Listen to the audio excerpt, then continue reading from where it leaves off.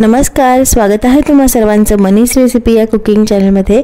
आजची ही रेसिपी पाहून तुम्हाला कंट्रोल होणार नाही बिलकुल, इतकी छान ही रेसिपी आणि झटपट बनणारी आणि विशेष म्हणजे तुम्ही ही बनवल्यानंतर स्टोअर करून ठेवू शकता आणि बनवण्यासाठी फक्त 15 ते 20 मिनिटं एवढा वेळ लागतो तुम्हाला। तर एकदम छान रेसिपी आहे। रेसिपी बघून तुमच्याच तोंडाला पाणी सुटलं असेल, मी गॅरंटी देते तुम्ही नक्की करून ठेवाल ही रेसिपी।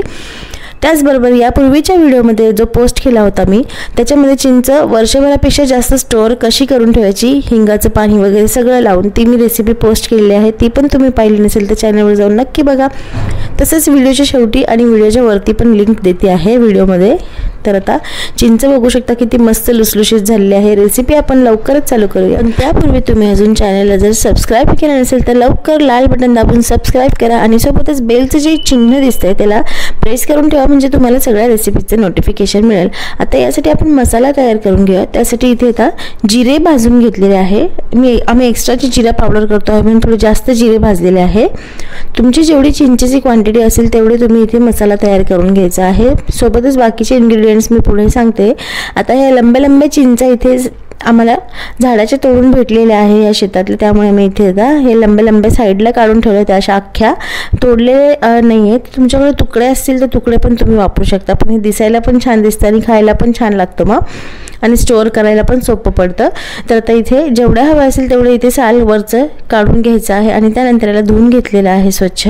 आणि त्यानंतर आता याला इथे आपल्याला मसाला तयार करून घ्यायचा आहे पहिले। तर मसाला तयार तर होतच आहे आपला, पण त्यापूर्वी इथे पाणी उकळत ठेवलेलं आहे आणि त्या पाण्यावर इथे आता चाळणी ठेवून द्यायची आहे, तोपर्यंत पाण्याला उकळी फुटेल। आता बाकीचा मसाला आपण तयार करून घेऊया। जिरे भाजून ठेवले होते त्याचं पावडर करून घेतलेलं आहे, जिरा पावडर भाजलेलं जिऱ्याचं।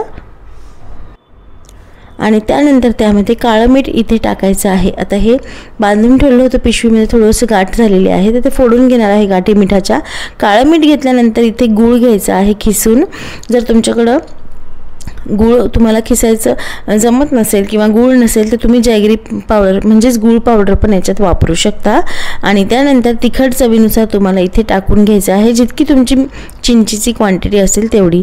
तर आता हे सगळं मिक्स झाल्यानंतर चिंचेला आता आपण जे ठेवल्या होत्या धुवून, त्याला आता हे मसाल्याची कोटिंग मस्त अशी करून घ्यायची आहे। सगळ्या चिंचांना आता अशी कोटिंग करून घ्यायची आहे। तर याचबरोबर सुकलेल्या मिरच्या, दह्यातल्या मिरच्या, वाळवणाच्या मिरच्या, वाळवणाचे खूप प्रकार उन्हाळ्याचे मी चॅनलवर टाकलेले आहे, ते तुम्ही प्लेलिस्टमध्ये जा माझ्या चॅनलवर। उन्हाळ्याच्या रेसिपीमध्ये तुम्ही हे सगळे प्रकार बघू शकता। आता कोटिंग केलेली चिंच आपण जी चाळणी ठेवली ती वाफवायला त्यावर ठेवून द्यायची आहे। स्टीमर असेल तर स्टीमरमध्ये तुम्ही स्टीम करून घेऊ शकता। आणि वाफवण्यासाठी इथे आता 15 ते 20 मिनिटं तुम्हाला व्यवस्थित वाफवून घ्यायचं आहे झाकण ठेवून। आणि त्यानंतर 15-20 मिनिटानंतर आता बघूया लुसलुशीत अशी गरमागरम वाफळलेली ही चटपटीत चिंच तुमची बनवून तयार झालेली आहे। मला गॅरंटी आहे की बघता भरपूर लोकांच्या तोंडाला पाणी सुटेल। ज्यांना चिंच आवडते ते नक्कीच ही रेसिपी करते आणि करून बघा, खूप छान लागते। आत्तापर्यंत व्हिडिओ आवडला असेल तर एक लाईक करायला विसरू नका।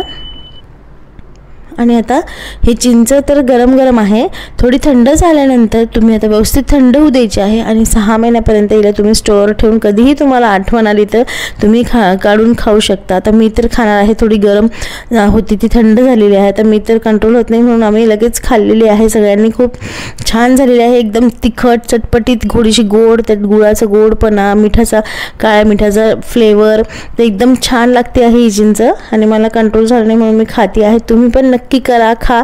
आणि अशाच छान रेसिपीज तुम्हाला बघायच्या असतील तर मनीष रेसिपीला वाट न बघता लगेच लाल बटन दाबून सबस्क्राइब करून टाका आणि बेलच्या आयकॉनला प्रेस करायला विसरू नका, म्हणजे माझ्या रेसिपीज मी पोस्ट केल्या की त्याचं नोटिफिकेशन मग तुम्हाला येत जाईल। आणि मला थोडं इथे मीठ जास्त लागतं म्हणून मी थोडंसं मीठ टाकून अजून खाल्लेली आहे। चिंच खूप मस्त झालेली आहे। तर आता बसू नका, लवकर लागा कामाला। यापूर्वीचा चिंचेचा व्हिडिओ पाहिला नसेल तर तो पण चॅनलवर जाऊन नक्की बघा। अजूनच उन्हाळ्याच्या नवीन रेसिपीज मी घेऊन येत आहे, त्यामुळे चॅनलला सबस्क्राइब करून ठेवा। तोपर्यंत भेटूया आता पुढच्या एक छान नवीन वेगळ्या रेसिपीसोबत। आता ही रेसिपी मी खाऊन एन्जॉय करते, तुम्ही पण नक्की करा। Bye bye.